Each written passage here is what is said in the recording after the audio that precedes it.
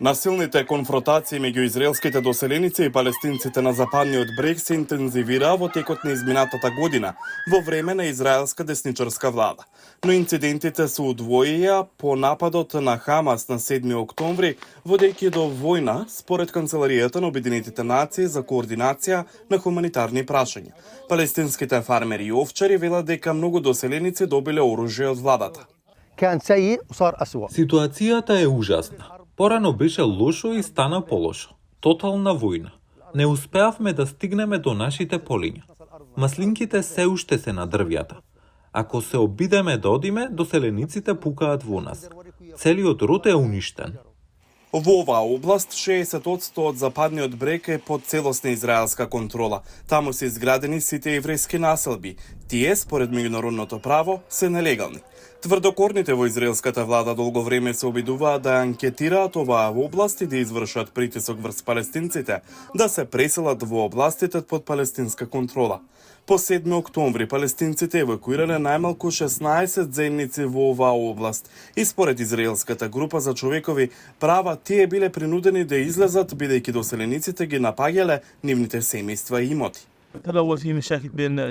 Порано имавме проблеми со нив, но по војната во Газа дури сакаат да не убијат сите.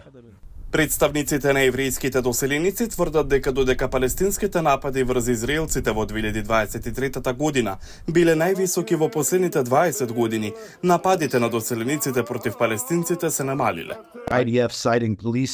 Израелските одбранбени сили, повикувајќи се на полициски извештаи, рекоа дека по нападот на 7 октомври насилството извршено од евреите во западниот брег всушност се намалило за околу 50% во месец октомври, а потоа за уште 50% во месец ноември.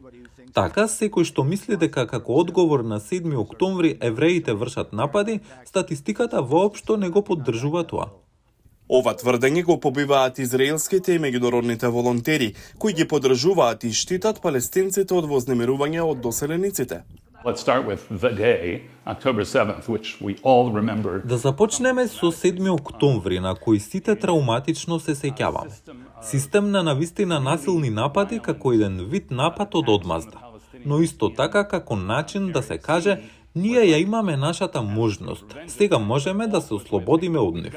Речи си секое село во областа имаше барем еден, ако не и неколку насилни напади. Многу од нив на 7 октомври. Владите на САД и Обединетото кралство исто така изразија загриженост за извештаите за зголемување на нападите на доселениците против палестинците. Тие дури презедоа чекор без преседан да воведат санкции против најмалку 4 еврејски доселеници обвинети за насилство.